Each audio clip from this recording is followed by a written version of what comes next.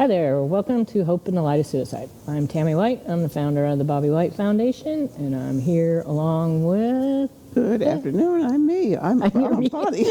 I'm Bonnie Snyder, your co-host. Who am I? I'm me. That's little me. That's a good intro. Me. I'm me too. Yeah. How have things been? Good. I went away for the weekend. A very long... I saw you, gallivanting everywhere. Very long road trip. Like a 6 hour drive one way, and of course, same 6 hours back. And, just getting back from that. Needed some away time. Every once in a while, we talk about, self-care and, distractions and whatnot. And so having the ability to just, get out of town for a bit, do something different, see something, see new places, and supporting Greg and a guy that he's friends with, went to their show, and drove back, got back, Sunday. Did I get yes? No, Monday. Got back Monday. I think. Do you even know what is today? What is today? Today's Tuesday. Yeah, I got back yesterday. Okay. At least you got back in time for Tuesday for the show. I knew I had to be back by Tuesday. So, even though we have remote capability, I knew I'd be back. Yeah. Well, yeah, we could have done that too. Yeah. Well, again, welcome. Thank you guys for tuning in and supporting the show, and other ways you can support the show, of course, share us. Absolutely. Like us. That would be cool. And of course, we have our t-shirts. I didn't wear mine today. I was going to, but ended up doing something, went another direction. Yeah, I didn't wear mine today either. I had a coalition meeting this morning, so I had to. Well, you can get the t-shirts there. Just point your camera to that QR code, and it'll take you directly to the website, and they'll ship them anywhere. Or, of course, I do have some at the foundation, so you can contact me at the foundation. We have some, both designs and both the crew neck and the V-neck. So we do have some here, but if you're not local, go to the website and we can ship them out to you. And also our kindness page. I'm looking into another thing. We may be changing this here shortly, but for now, again, use that QR code and it'll take you to the site. And you have many choices of support. Any support is helpful. And we super appreciate it, really. Yes, we do. And then of course we have our producer and the guys. It's really kind of funny sometimes in here before the show. Sometimes it's funny during the show. Well, that's true. But again, we want to thank John and Rob and Cage and Dylan because if they weren't here, we couldn't be here. Absolutely. 'Cause I don't know how to. I don't know how to run that equipment either. Oh yeah.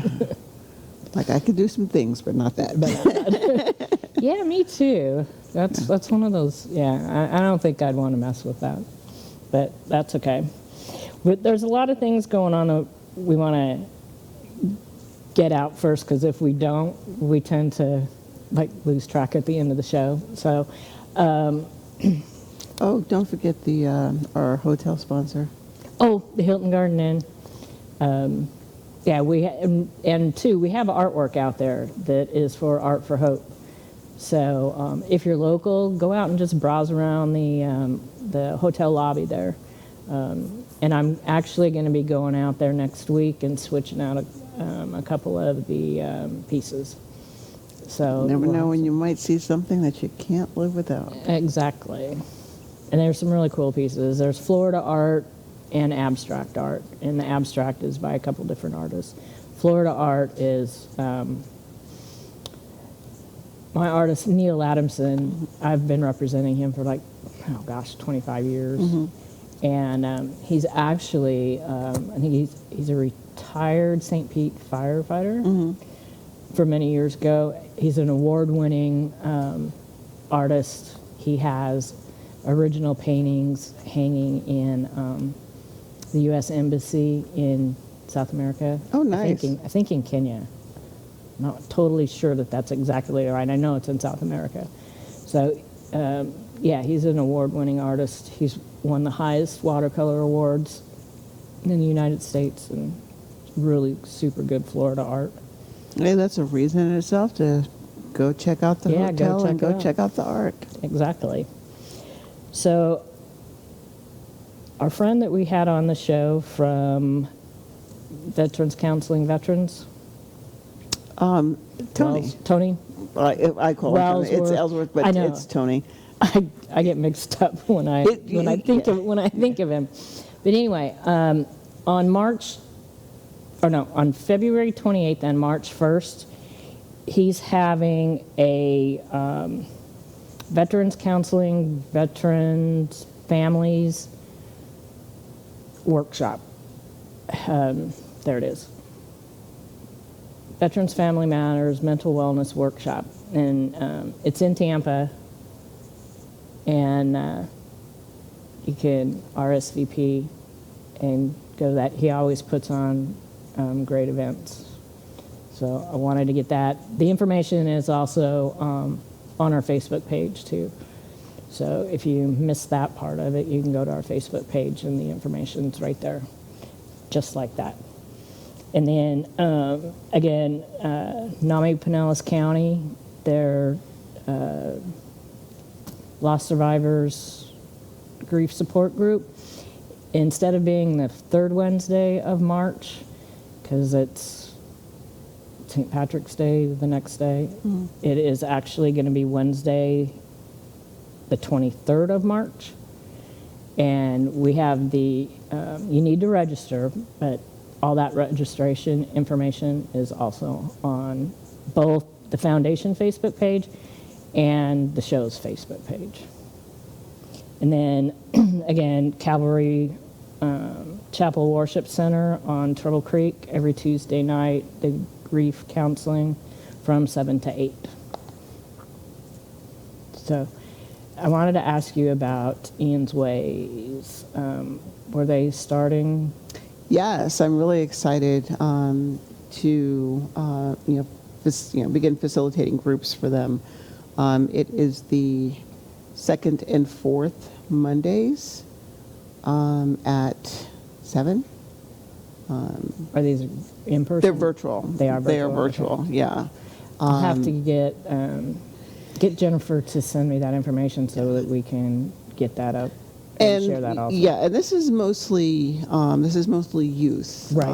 Well, let me say younger people. There's a couple as I am looking at the registration forms for some of the participants. There's one that's like, I'm 18. I can give permission for myself, but the majority of them are underage. So I'm really excited to to begin that. We would have began Valentine's Day, would have been our first one.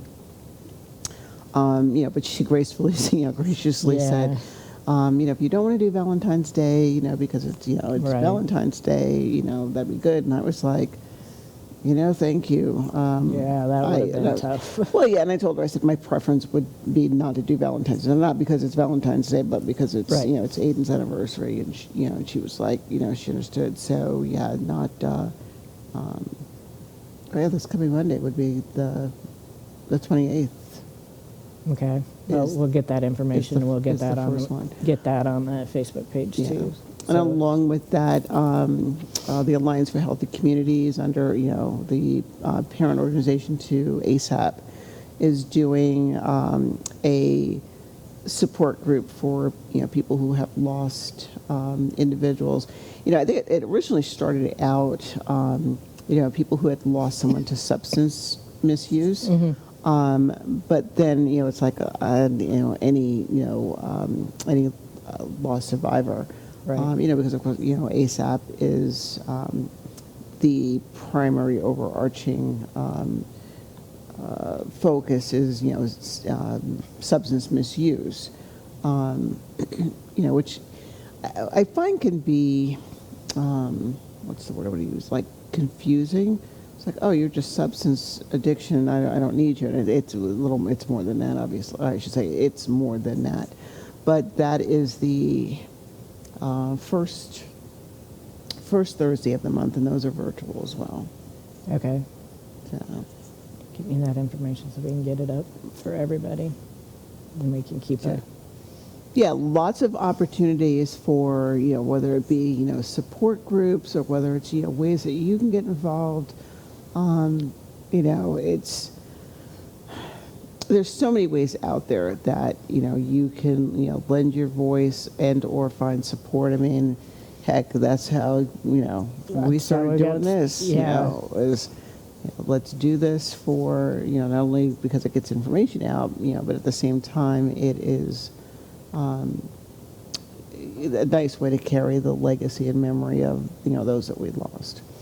That, and we started it during the pandemic when we couldn't be out doing anything else too, But all this has really come about just in the last year or two.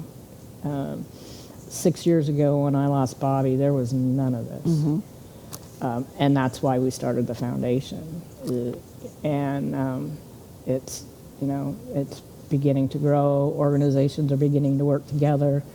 And that's what that's what we want to do. Well, I think, it didn't exist in this form.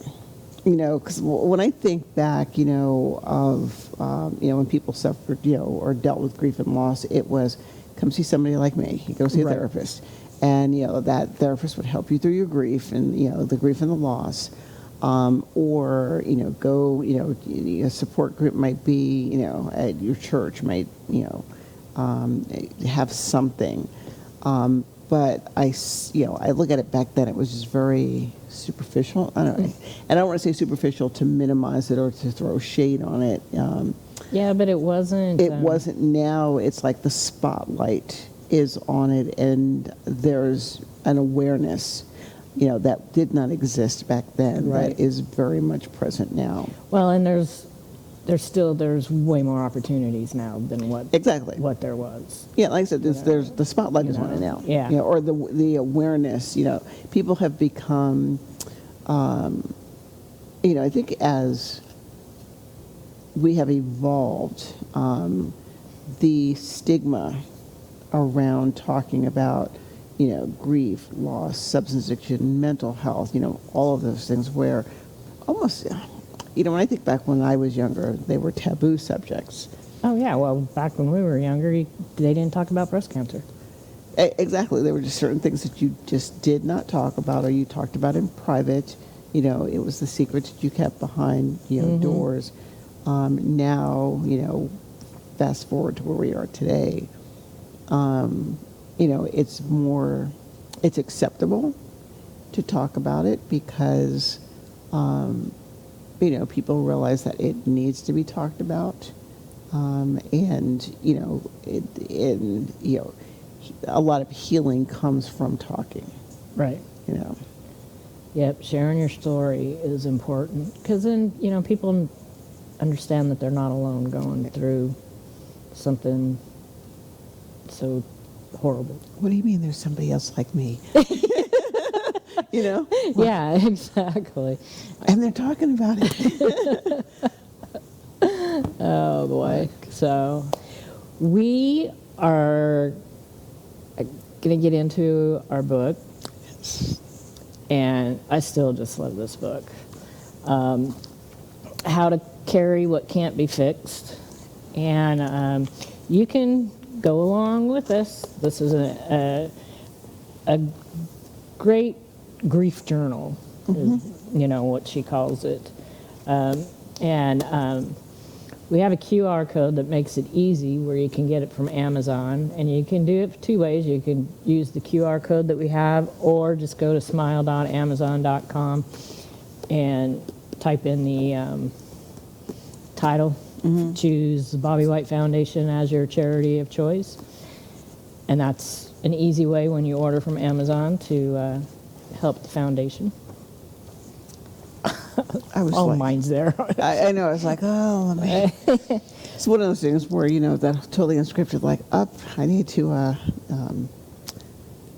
wet my throat. It's like it's dry. Then it's like, okay, guys, caught me drinking the Coke.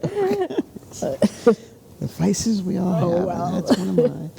That was funny. It was as we're getting into the book, somebody was watching one of the episodes, and they happened to actually I think it was Greg. He happened to comment. So, because they made this comment about I needed to cut down on Coke, and so there I am, right there on camera. Coke's sitting right there, and he's like, "So about that Coke that was sitting by your chair." What's like, what Coke? I can see that still hasn't happened. Things that I have cut down on. But I think that's a nice. I like those laughable moments, and using them as a segue to just get into our chapters, because I like what she says here. We can find creative. Grief is painful. We can find creative ways to connect with it, but it's still going to hurt. And what I think about what is these how do we creatively connect with and I get people saying creatively connect with grief. Like, what are you talking about? Like, you're not supposed to do that. And for me, what I took away from that, it's she goes on to say, once you understand that grief itself isn't a problem that needs to be solved, you might wonder if you're supposed to be in pain for the rest of your life.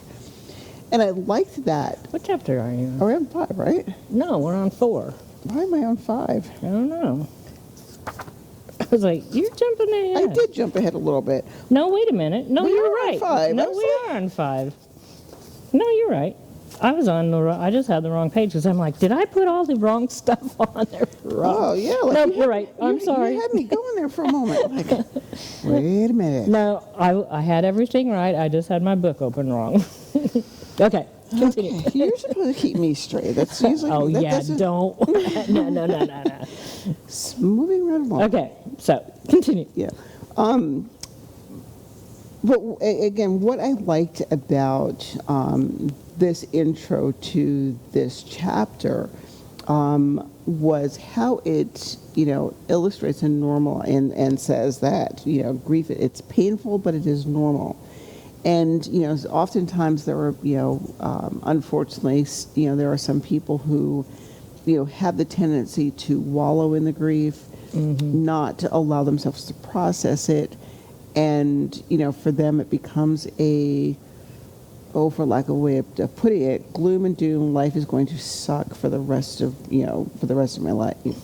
And, as I was, processing this chapter, it made me think about how it's possible, if you only do the work, to allow yourself to grieve and process the grief and the pain, while also at the same time not allowing it to totally consume you. Like, I get it in that very first moment or days that you get the word that your loved one is gone, or in your case finding Bobby. It's like, okay, my thoughts are processing one day. Yeah, it sucks for a while until you figure out where to put that. And so, finding, the creativity. So, like, for me, I joke about, my Coke. Someone once asked me as I was talking one time, and I said, I'm addicted to Coke, the soda. The soda. Clarify. And, and they're like, what, it's like, well, what can I do, what can I get you? Just get me Coke. Just get, And I think I remember saying that to somebody, I was like, what do you need? What can I get you? Just give me Coke. And, looked at me like, What? what did she just ask me for? And, and then it dawned on me, I was like, the soda I'm talking about. You guys know me. I was like, I don't do drugs. And I was like, no, the soda. But I found that is, just a hilarious way of, dealing with, and not just, grief, but for me, anything negative. Mm-hmm. Just get me some Coke. The soda. Yes, the soda. Yes, the soda. But she does say there's a difference between pain and suffering. Pain is healthy, a normal response when someone or something you love is torn from your life. Suffering is different. It is all the extra added things that make everything feel worse. And, I don't know. I guess I always knew that there was a difference between like pain and suffering, but I like the way she. Well, the way she separates it makes sense, and you can put one here and kind of put one here, and kind of help you figure that out as you're going through this. And many of these that she has listed, things that cause suffering, are things that we've gone over before in that has been in some of our other references that we've gone through. So, judgment and advice on your grieving process, typically negative and unsolicited. Mm-hmm. The excessive self-questioning and doubt. Mm-hmm. And I like how she highlights in here, and this was another takeaway for me, is just because you're in pain, you don't have to suffer. And that's kind of a hard thing to understand and swallow. It can be. And I think, what I find is once you realize that the two are, different, and that one does not necessarily mean the other. Well, if I'm in pain, I'm going to suffer. But I guess the way I look at it is, there are some times that we endure pain, and it's worth it. We don't look at that as, as suffering per se. Because I always look at, I'm going to put this in terms of an animal, this animal's in pain. Okay, so, you pet it and, make it feel like it's suffering. You put the dog, you put the darn thing down. Right. And it's like, you don't have to be at the point, that you're in so much pain that you're like, just end this for me. Right. Just end this for me. So yeah, I find the two are the two can be separated as long as you understand that there is a difference. Right. Yeah, and she says here, we can't remove the pain of loss itself, but suffering is in large part optional. I still kind of have a hard time reading that, and I've read it several times. Very often we can shift or change it, but first you have to learn how to recognize it, and that's the thing. You need to be able to recognize the difference between the pain and suffering. And what I like, going, backing up to, where she puts things that can cause suffering, I think if you're able to eliminate or reduce some of those things, and I would say it's a little more than eliminating these things. If you can adjust how you respond to certain things, like, for instance, which one of the ones that it's like, oh, I can check this one off, I can check this one, the unsolicited advice about how you should grieve. Again, I always jokingly talk about when you met the first time, and it's like, you can go, when somebody says something to you, you can go one of two ways with it. And I when I do anger management, for example, I'm a little rambly for some reason, but I think of it in terms of like, anger management. You can be destructive or you can be constructive, and I find that when you're dealing with pain, it's the same. It's the same thing. You can be constructive with how you deal with what someone says to you, or you can be destructive. And so someone says, again, going back using that example, right then and there, it'd been like, I could have cursed you out right there. I mean, I'm gonna curse you out, but you know what I mean? Or it's like, let me marinate on what, what she just said. When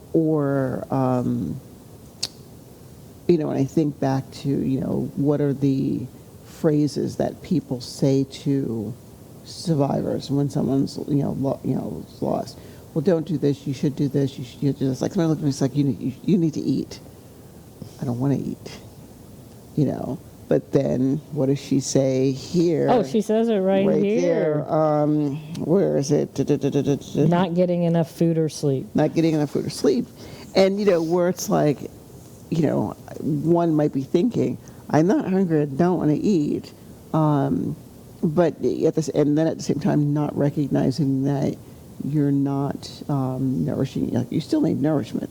You're still alive. You still need to take care of you. Oh, when my aunt came to stay with me, it's like, that's the last thing I wanted to do was eat. And she would just make stuff and say, here, at least just have a little, And she wouldn't give me a lot. She would just give me a little, just so that at least I would have something to keep me going, even though that's the last thing I wanted to do. Oh, yeah. Or, I think I remember saying, the nurse on our team, what's your address?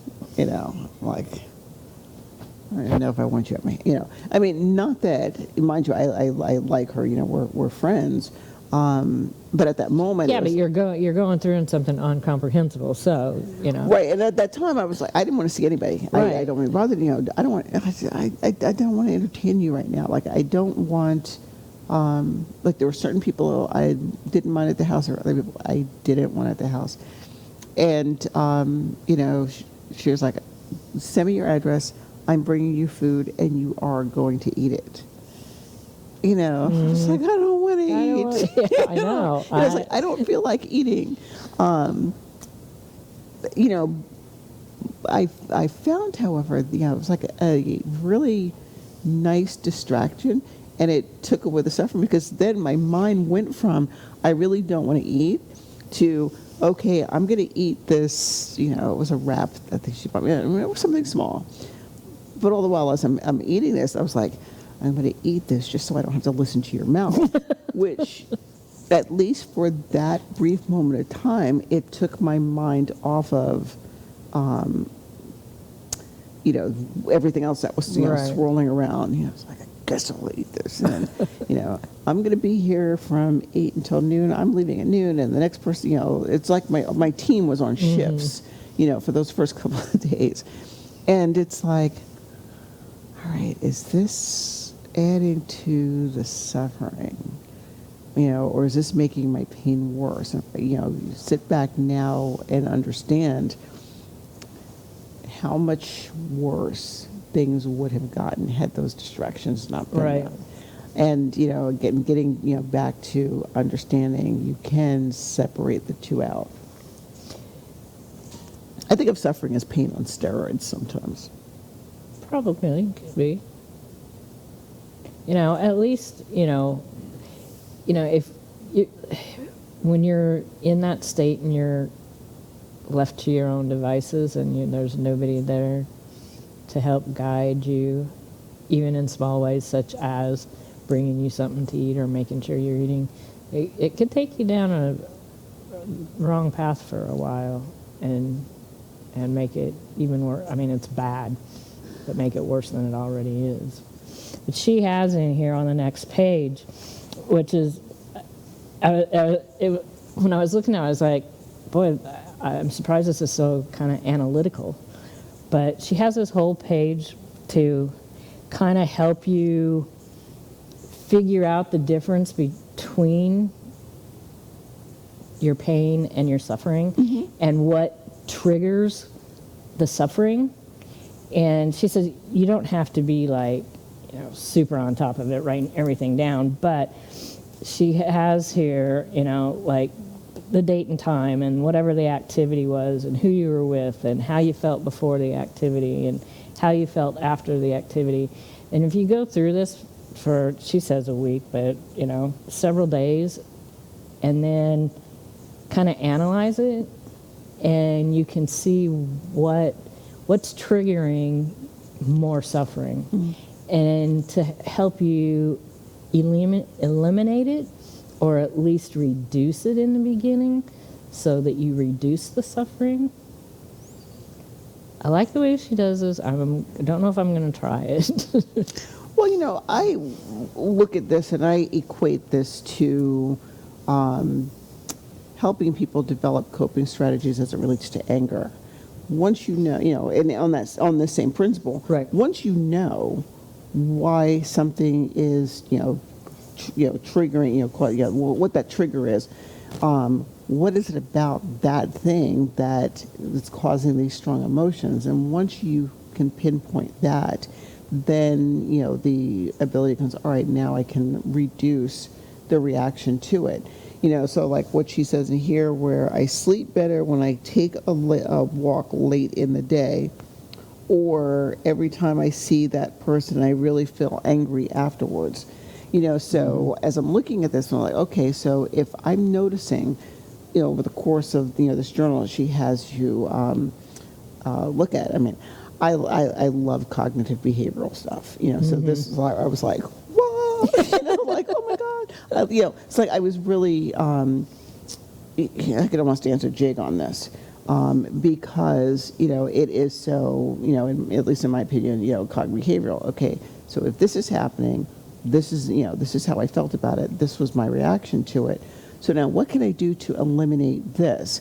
And the additional understanding becomes, like here when she says, every time I see this person, I get angry. I'm going to use that one as an example. It may be that you're not able, let's just suppose this is someone that you can't avoid.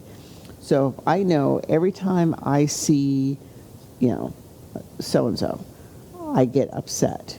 All right, so what is it, the next step becomes, what is it about, whoever so-and-so is,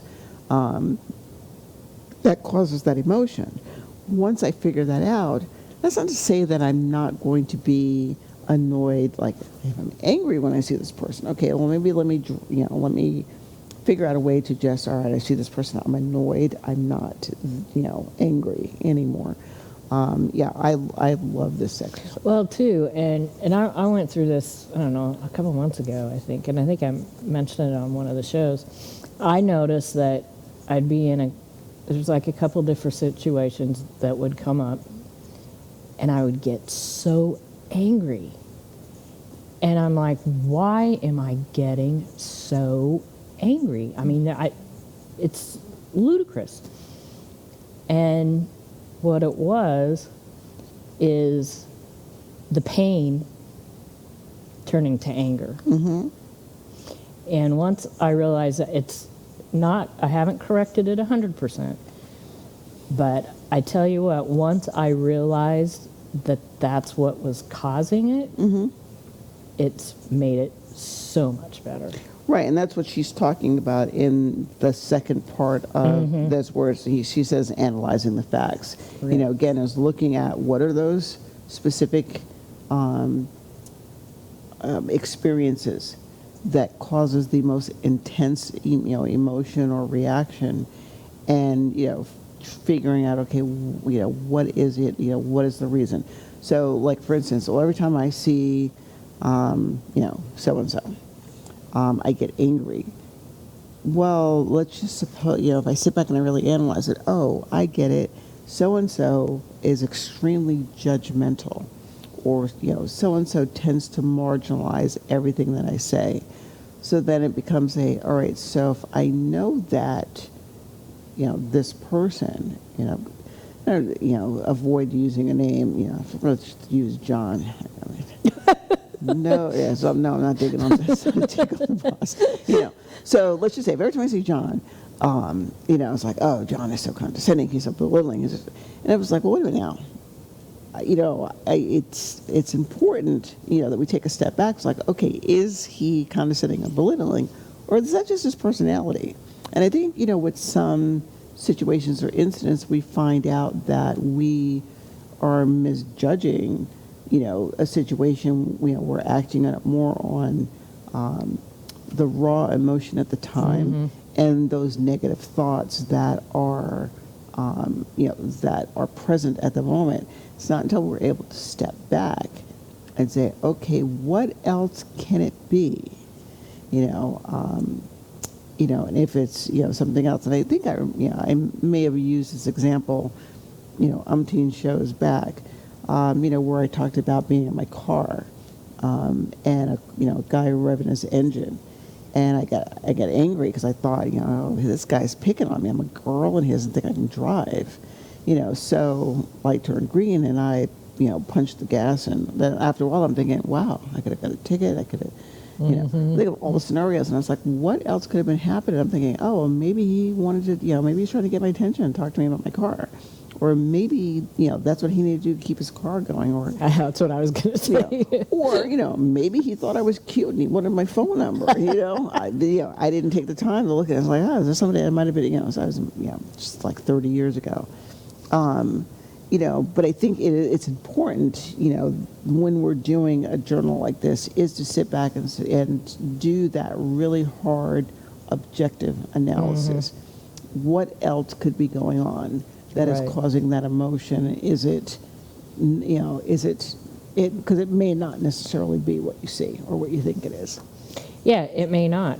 And then too, if it is something or a person that you can't eliminate, at least you understand more of what is causing it and being able to address it in a better way. Exactly. Exactly. By the way, guys, I love our producer. You what? I love our producer. Yeah, you guys got a little love fest going on. We have, I love our producer too. He's awesome. And I said, well, funny, it's like, we're going to get married. But somebody has to tell us. Well, no, I told his wife, she goes, you can have him. I love her too. But no, it's just one big family here. Yes. Yeah. I just used the name John. John just happens to be our producer's name, but no, it was not, talking about him specifically, because he's amazing. Anyway, back to the book. These little rabbit holes we go down. Well, at least it's quiet back there right now. I know. I love being so unscripted and spontaneous. Okay. Suffering on the Shelves. When I first read the first line of this particular, where she says, while we're discussing suffering, it's a good idea to talk about the grocery store. Oh, I know. And my first, as I read this, I'm like, where is she going? I knew exactly where she was coming from. Talk about the grocery store. This is going to be, in my head, I'm like, okay, where's she going with this? And at the same time, I was like, this is going to be good. This is, because I love, analogies and, comparing things to, this than this, and sometimes things that make absolutely no sense, because what I find is in some cases, it makes things make sense. Right. Yeah.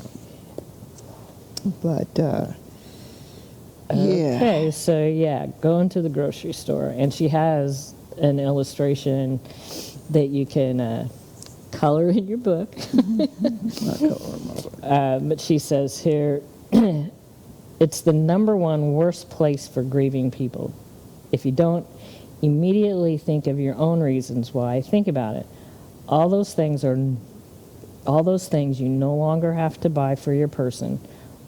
All those healthy, intact families everywhere, piped in music that seems designed to make people cry, and those random acquaintances who decide now is the very best time to ask you intimate personal questions about your grief while you're just trying to get your bananas and get back home. Going to the grocery store after Bobby died and cooking was the hardest thing, because a lot of the time he would do the grocery shopping, especially when he wanted to cook, and he did a lot of cooking, and it took so long. And even still sometimes I get uncomfortable, because I had to completely, well, not completely, but a good portion of my buying habits had to change, and it didn't for a long time. And because I would be buying still the same thing as if he was still there, and have like this outrageous amount of food, and buying things in, bigger containers, and that I need. I've started to buy things in smaller containers and stuff, but it is really difficult. It was, at least it was for me, because it was such a big part of what we did. And either, a lot of times, or we would go shopping together, and all that was taken away. And it's amazing how much less that I have to buy, even though only half of us are gone. It's like, men eat a lot. I know it. But it was, and even cooking sometimes, that's getting a little bit better, but when I finally did start to cook, I would make the meal and then just put it in the refrigerator. I couldn't do it. See, for me, the grocery store analogy has a different effect on me, because if I use Patrick for example, I always do the grocery shopping. He might text me, hey, Ma, can you pick up this, or if he would text me, hey, I'm going to stop by the stores or anything that you need. So there was that 50-50 thing. I think for me, going into the store, my children used to say this when they were younger. I'd go in a store, and I'm going to say not so much here. I'm going to use when I lived in Kansas for a while, or when we were living in Kansas. Mind you, the job that I have is kind of a high profile job, and a lot of people knew who I was. The store that I went in a lot, I worked in there part time sometimes. Do you know everybody? Like, can you go anywhere without someone knowing you? And I had to chuckle for a moment. Now, when I fast forward and I look at that in terms of what she's saying here in terms of grief, it's like, okay, we know we have to eat, and we or you have to go to the store. And there are going to be those times where, even before, the losses, I just want to go in the store, get what I need, and come back out.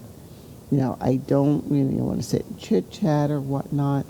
Or the other thing, sometimes is, when people ask, I haven't seen you in a while, where you been? I went into one of little convenience stores, it's 7-Eleven, near my house, and it was this particular 7-A. Patrick would go all the time, and I remember walking in one time. There's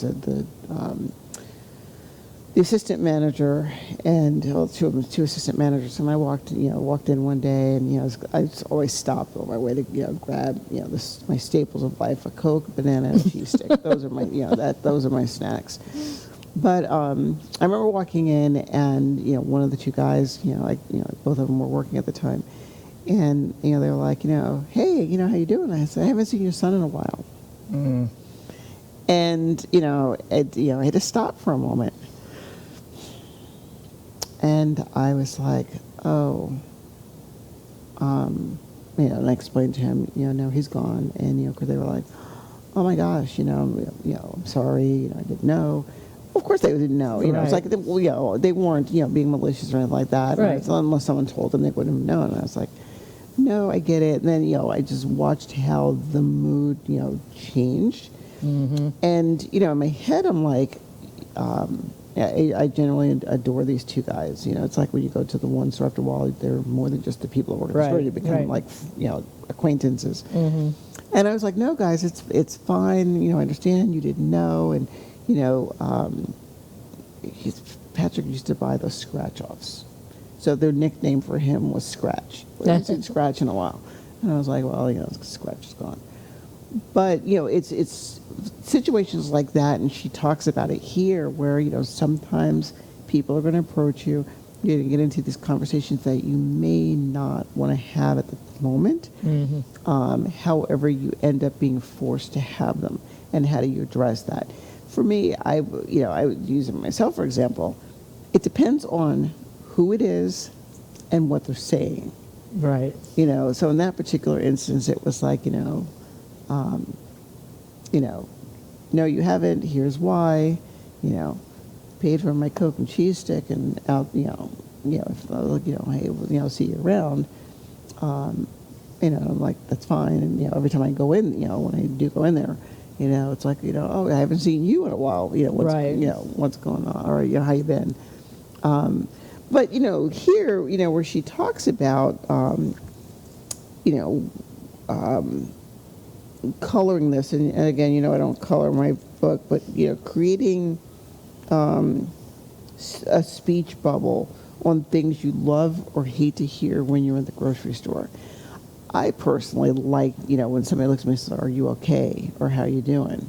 Or even when I'm walking down the aisle and someone says, "Good morning" or "Good afternoon," it's like, oh, that sounds really good. Or if I'm looking at a shelf and somebody walks in front of my face, pardon me or excuse Right, me. yeah. Like, oh, thank you very much. Or those random conversations that just happen.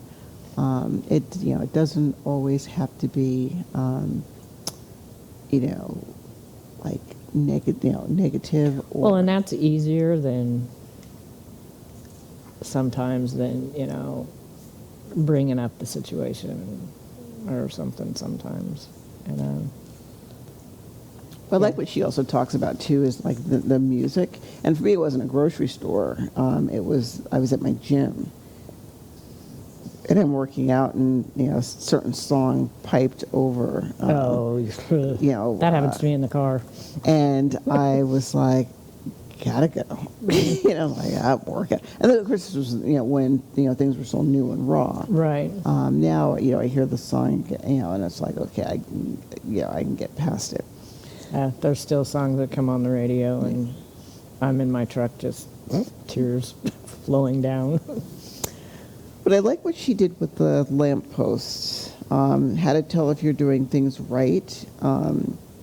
And she goes, when experiencing grief, it can be hard to tell if you're doing well or getting worse. Even when you map out things, it can be hard to separate your pain from suffering. And, I like this where, the contrast evidence of suffering, where she says, while each grief is unique, there are several broad indicators of doing well and not doing well, AKA suffering.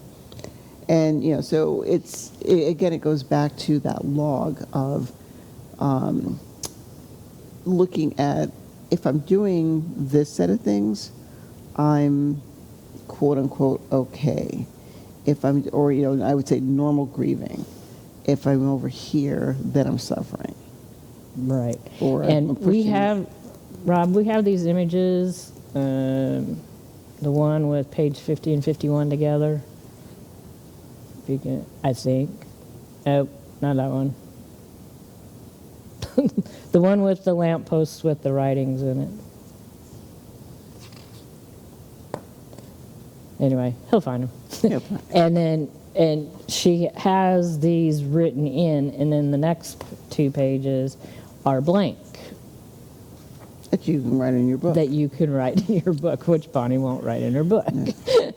Where you can, and that's where you can also use that page where you wrote everything down, how you feel, and you can do it on your own there. We have those too somewhere, but that's okay. And when I'm looking at some of her examples, people's like, when I'm doing well, does that mean that I'm not crying or I'm not feeling? And it's like, no, because There they are. Yeah, there they are. That's the one with Where she says her examples. exactly. I mean, I like what she says here, like accepting your emotional state, no matter what that state is. And the ability to manage the intense emotions. What was the other one? Feeling connected. As I'm looking at, some of her examples, those, to me were the ones that resonated a lot. It's like allowing yourself to feel, and accepting what it is that you're feeling, because it's normal. It is normal. And on the suffering side, panic attacks, nightmares, mood swings. I started getting panic attacks in the middle of the night. That's kind of leveled out a little bit. Having no appetite or having an excessive appetite, the overeating, and then guilt. And that's where I fell. Not the like in the early beginnings, I didn't want anything to eat, and then I was eating everything and things I normally don't eat. Like I don't like sugar, but all of a sudden, cake, cookies, anything. Which is kind of why Well, and when I went through that period of depression for about 5 or 6 months, I found that I was eating stuff that I normally wouldn't eat, and it was all processed foods. And when I stopped that and went back to the way that we ate before, it made a huge difference. Huge difference.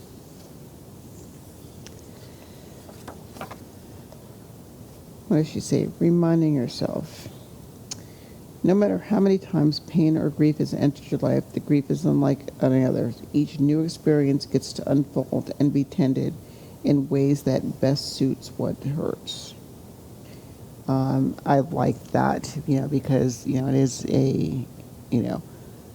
we're not going to react to, grief the same way every time. If you look at instances where you've lost someone across your lifetime, this person, you lost them, and it's like, okay, you know what, I'm sad that they're gone. However, you managed to pick up, carry on, and life goes back to, some kind of normal. Other losses hit you differently, and it's like, am I ever going to get past this one? Well, and even like with the deaths of both my husbands, both were tragic, but the grief for both of them is completely different. Yeah. I dealt with the first one way and dealing with this one another way. Granted, there's a lot of overlap, but yeah, it's not the same process at all. And she says here to use the information you discovered in this chapter to help you lean towards wellness and away from suffering. The knowledge you've gained won't make everything magically okay, but it can make things a whole lot easier on you. Yep, make it fancy, make it encouraging. Yep. That's what we're trying to do. That's what we're doing. Okay. We're not trying to do it. We are doing it. That's what we are doing. Every week, we come into the studio and we, whether it's doing a book review or having a guest, this is exactly, this is what we're doing, not only for ourselves, but at the same time for, you never know who out there might needs to hear it. The same thing where you never know who might need those numbers. That's right. We have all the Lifeline numbers up there. And actually, I heard last night, and it's getting closer, that in, I believe, July, it could be June, but I'm thinking the date is sometime in July, that 800 number is going to be a 3-digit number, and that number is going to be 988. So that's going to be the suicide prevention lifeline to make it a whole lot easier on people to memorize, but still put those numbers in your phone. Not even to memorize, or I should say, not only, to memorize, but also to make it easy. And, I know years ago, the VA's, crisis line, it used to be, if you're in a crisis, hang up and call this number. Right. And I remember they had did it was like what's the word I'm looking for? Where they, get information, ask people's opinions on things. And I had said, that crisis line that y'all have, VA was critiquing itself. Having to hang up and call a number. If I was absolutely suicidal, trust me, I'm like, you know what? I'm not calling another number, and I'd hang up. Then that would be, that would be it. But with our new end of the show segment, we want to leave you with something positive. So this is our positive saying for this week. I will learn to live in the sunshine of your life instead of the dark shadow of your death. Love it. When I was looking for something to put up, that just hit me immediately, and I'm like, this is the one for this week. So I'm going to put that up on the Facebook page also. Last week's will be up there. And just always remember, there's always hope. Thanks for joining us.